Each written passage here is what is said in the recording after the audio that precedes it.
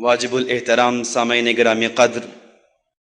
صاحبان علم و دانش تشریف فرما ہیں۔ آج جس ہستی کو خراج تحسین پیش کرنے کے لیے میں اور آپ اس مقام پر اکٹھے ہوئے ہیں، یہ وہ شخصیت ہے جس نے تاریخ اسلام بلکہ تاریخ انسانیت پر انمٹ نقوش چھوڑے۔ اگرچہ ان کو قریب سے دیکھنے کا موقع تو مجھ سمیت میرے ہم عمر نوجوانوں کو میسر نہ آیا، لیکن جس وقت ہم تاریخ کے اوراق پر نظر ڈالتے ہیں تو ہم پر یہ بات عیاں ہوتی ہے کہ گزشتہ صدی، جسے بجا طور پہ انقلابات کی صدی کہا جاتا ہے، میں بہت سارے بانیان انقلاب نمودار ہوئے، لیکن ان تمام بانیان انقلاب میں سے ایک ممتاز حیثیت رکھنے والی شخصیت، جسے تاریخ میں حضرت امام روح اللہ الخمینی رضوان اللہ تعالی علیہ کے نام سے موسوم کیا جاتا ہے، بھی ایک ہیں۔ ارباب دانش، جس وقت دنیا دو بلاکوں میں منقسم تھی، اگر ایک طرف کمیونزم اور سوشلزم کے سربراہی روس کر رہا تھا تو بالحقیقت دوسری طرف کیپٹلزم کی سربراہی امریکہ کے ہاتھوں میں تھی۔ اتنے میں اپنے آپ کو آزاد ریاست سمجھنے والے اسلامی ممالک انہی دو بلاکوں میں سے کسی ایک کے ساتھ اپنے آپ کو منسلک کر کے غلامی کی زندگی بسر کر رہے تھے، اور انہی ممالک اسلامیہ میں سے ایک ملک ایران بھی تھا، جس کے پہلوی خاندان کی رسوا کن بادشاہت کو خطے میں امریکہ کے مفاد اور تحفظ کے لیے ایک پولیس مین سا کا کردار ادا کرنا تھا، اور وہ باطریقہ حسن ادا کر رہا تھا۔ لیکن صاحبان دانش، عالم استعمار کی یہ سازش تھی، عالم استعمار کا یہ خیال تھا کہ وہ مسلمانوں کے درمیان تفرقہ بازی کی راہ کو ہموار کر کے مسلمانوں کے مابین ناچاقی و نا اتفاقی اور تفرقہ بازی کو رائج کر کے مسلمانوں کے دلوں میں موجود جذبہ اسلامی، جذبہ حریت کو مکمل طور پہ ختم کر دیں گے۔ اور استعمار عالم کا یہ خیال تھا کہ مسلمانوں کے معاشی ذرائع، مسلمانوں کے قیمتی معدنی ذخائر کو ایکسپلائٹ کر کے مسلمانوں کو انہی کے مال سے زر خرید غلام بنا لیا جائے گا۔ لیکن اس کے برعکس، ان تمام سازشوں کے برعکس، اہل قوم میں سے ایک مرد نے لوگوں کو حق کی طرف دعوت دی، پھر ایک قوم نے سیسا پلائی ہوئی دیوار کی مانند اس راہبر کے افکار پر لبیک کہا، اور پھر وہ قوم نہ تو حوادث کی تند و تیز آندھیوں سے گھبرائی، اور پھر نہ وہ قوم جنگ سے تھک ہار کر بیٹھ گئی۔ صرف یہی نہیں، بلکہ ایک ہی دن میں ہزاروں نہتے افراد کی شہادت نہ فقط یہ کہ ان کو ہراساں نہ کر سکی،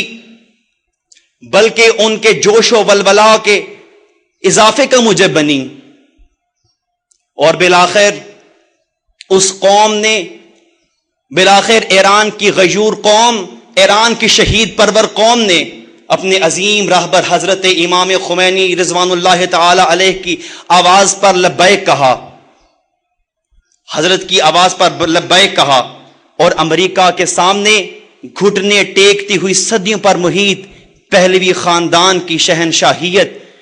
کے سر پہ ذلت و رسوائی کی خاک پھینک کر ان کو در بدر ہونے پر مجبور کر دیا۔ عزیزان گرامی، اس عظیم واقعے کو فقط امریکہ کی شکست سمجھتے ہوئے جب روس نے مداخلت شروع کی، تو دوسری طرف راہبر اسلام، راہبر انقلاب حضرت امام خمینی رضوان اللہ تعالی علیہ نے لا شرقیہ ولا غربیہ کا قرآنی نعرہ بلند کر کے نظام اسلام کی بالادستی کا اعلان عام فرما دیا۔ آپ نے اسلام کے بالادستی کا اعلان فرمایا، اور سوشلزم، کمیونزم، مارکسزم کے فرزندوں کو اپنی سیاسی بصیرت کے ذریعے سے آگاہ فرما دیا کہ وہ دن دور نہیں کہ جس وقت کمیونزم، سوشلزم، مارکسزم جیسے فرسودہ اور خود ساختہ نظریات کو سیاسی عجائب گھروں میں ڈھونڈنا پڑے گا، اور عزیزان گرامی،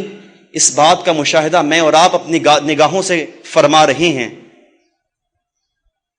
لینن کا یہ بے بنیاد نظریہ کہ مذہب معاشرے کے لیے افیون ہے کو آپ نے عملاً انقلابی اسلامی جمہوریہ ایران کے ذریعے سے ثابت کر کے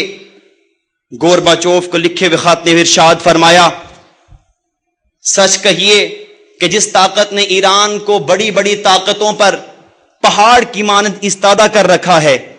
کیا وہ معاشرے کے لیے افیون ہو سکتا ہے؟ سچ بتائیے کہ وہ مذہب، وہ دین جو عدل و انصاف کے اجرا کا مطالبہ کرتا ہو، جو انسان کو ہر قسم کی غلامی سے نجات دلانے کا مطالبہ کرتا ہو، کیا وہ معاشرے کے نشاور ہو سکتا ہے؟ بالکل نہیں۔ آپ نے فرمایا کہ ہاں وہ مذہب، ہاں وہ دستور، ہاں وہ آئین، ہاں وہ منشور جو انسانوں سے غیرت و حمیت اور حیات اجتماعی کا مقصد چھین لے، جو نادار لوگوں کی پشت پناہی نہ کرے، جو ظلم کے خلاف قیام نہ کرے، مظلوموں کا ساتھ نہ دے اور عدل و انصاف کے قیام کے اجرا کا مطالبہ نہ کرے، ہاں وہ ہے جو مذہب کہلانے کے لائق نہیں۔ اور ہمارے ہاں امام نے فرمایا کہ ہمارے ہاں اس مذہب کو امریکائی مذہب کہا جاتا ہے، نہ وہ مذہب کہ جو خداوند متعال کی طرف سے نازل کرتا ہے۔ عزیزان گرامی،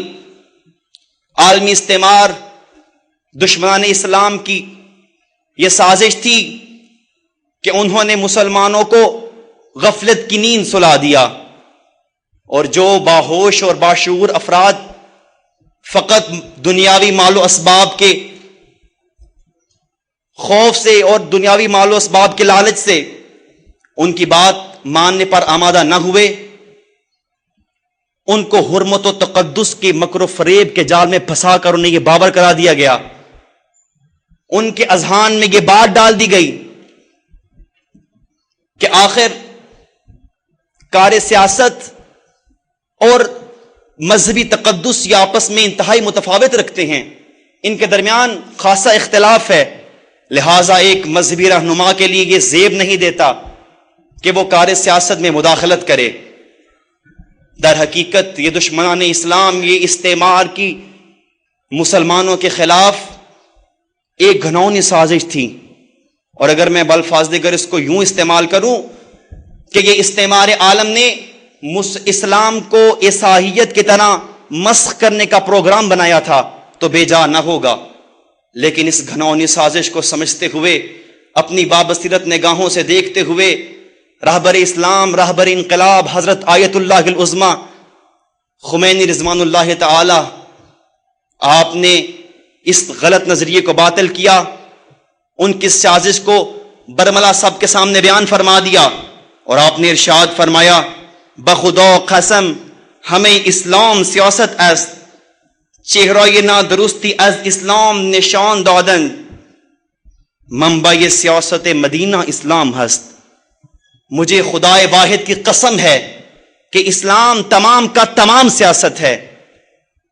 مجھے خدا کی قسم کہ اسلام تمام کا تمام سیاست ہے۔ اسلام کی غلط تصویر پیش کی گئی ہے،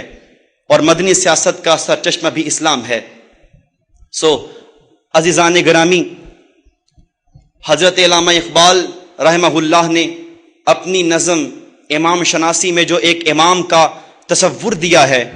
اس کا مصداق کامل ہمیں حضرت امام خمینی رضوان اللہ تعالی علیہ کی ذات اقدس میں نظر آتا ہے۔ حضرت علامہ اقبال فرماتے ہیں، تم نے پوچھی ہے امامت کی حقیقت مجھ سے، حق تمہیں میری طرح صاحب اسرار کرے، ہے وہی تیرے زمانے کا امام برحق جو تجھے حاضر و موجود سے بیزار کرے، موت کے آئینے میں دکھلا کے رخ یار، موت کے آئینے میں دکھلا کے رخ یار، زندگی میرے لیے اور بھی دشوار کرے۔ اور آخر میں فرمایا کہ فتنہ ملت بیضا ہے امامت اس کی، فتنہ ملت بیضا ہے امامت اس کی، جو مسلمان کو سلاطین کا پرستار کرے۔ اور اس تقریر کے آخر میں خداوند متعال سے دعا گو ہوں کہ خداوند متعال ہمیں اس نصیحت پر عمل کرنے کی توفیق نصیب فرمائے جو حضرت شہید باقر الصدر رضوان اللہ علیہ نے امام خمینی کی ذات اقدس کے بارے میں ارشاد فرمایا تھا۔ آپ نے فرمایا تھا کہ روبو فی الامام الخمینی کما ہوا ذاب فی الاسلام، امام خمینی رضوان اللہ علیہ کی ذات میں اس طرح ڈوب جاؤ جس طرح امام خمینی رضوان اللہ تعالی علیہ اسلام میں ڈوب گئے تھے۔ والسلام علیکم ورحمۃ اللہ وبرکاتہ۔ السلام علیکم ورحمۃ اللہ۔ اعوذ باللہ من الشیطان الرجیم، بسم اللہ